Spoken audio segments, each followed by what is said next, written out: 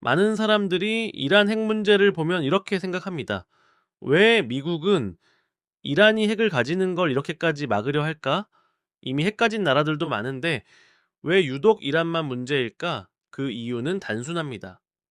이란 핵은 단순히 핵무기 하나의 문제가 아닙니다. 미국이 수십 년 동안 만들어온 중동 질서 전체를 흔드는 문제이기 때문입니다. 먼저 이란은 평범한 중동 국가가 아닙니다. 이란은 미국과 적대하고 이스라엘과도 적대하며 동시에 중동 곳곳에 영향력을 가진 나라입니다. 레바논의 헤즈볼라, 예멘의 후티, 이라크 친이란 민병대, 시리아 네트워크까지. 이란은 직접 싸우지 않아도 주변 세력을 통해 영향력을 행사합니다.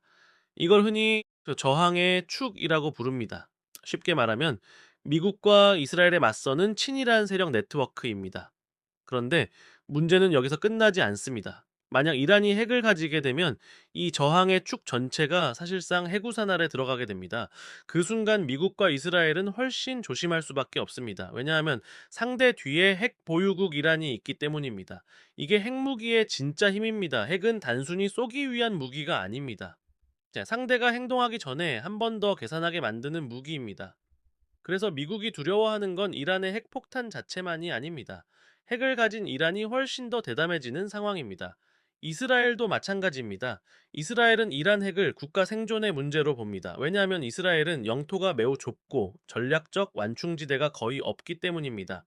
큰 나라들은 핵 위협을 받아도 시간과 공간이 있습니다. 하지만 이스라엘은 다릅니다. 그래서 이스라엘은 이란이 핵무기 보유 직전까지 가는 것 자체를 매우 위험하게 봅니다. 여기서 중요한 개념이 등장합니다. 바로 핵문턱 국가입니다. 이건 핵무기를 실제로 가진 나라는 아니지만 원하면 매우 짧은 시간 안에 핵무기를 만들 수 있는 나라를 말합니다.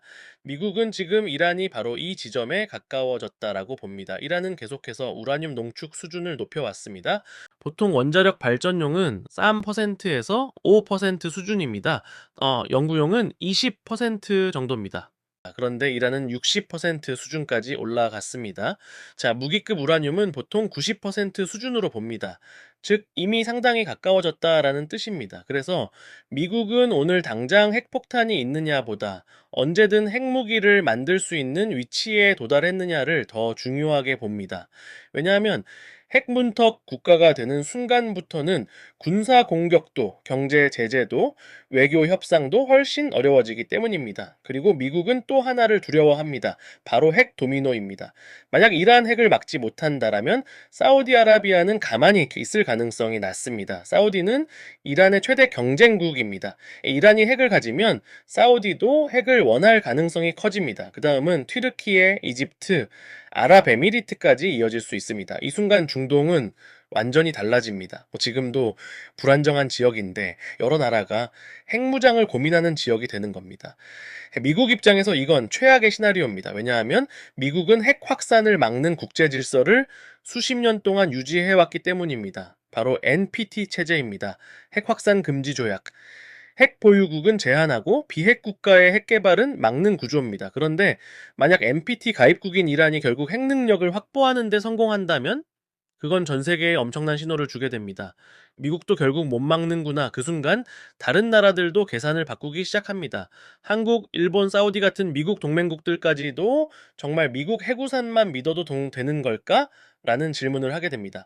즉, 이란 핵은 단순한 중동 문제가 아닙니다. 미국의 글로벌 핵 질서 자체를 흔드는 문제입니다. 그리고 여기에는 석유와 달러 문제도 들어갑니다. 중동은 여전히 세계 에너지의 핵심 지역입니다. 특히 호르무즈 해협은 세계 원유와 LNG 운송의 핵심 통로입니다. 전 세계 원유 물동량의 상당 부분이 이 좁은 해협을 지나갑니다. 그런데 문제는 이란이 바로 이 해협을 압박할 수 있는 위치에 있다라는 점입니다. 만약 핵 억제력까지 가진다면 상황은 완전히 달라집니다. 이란이 호르무즈 해협을 압박할 때마다 미국은 훨씬 복잡한 계산을 해야 합니다.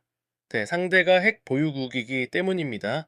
이 말은 결국 미국의 중동 통제력과 에너지 질서 관리 능력이 약해진다는 뜻입니다. 그리고 이것은 달러 패권과도 연결됩니다. 미국은 단순히 군대를 주둔시킨 것이 아닙니다. 중동 석유 흐름을 관리하고 동맹국을 보호하고 이스라엘 안보를 보장하며 그 질서 위에서 달러 중심의 에너지 시스템을 유지해 왔습니다. 그런데 이란 핵은 이 구조 전체를 흔듭니다.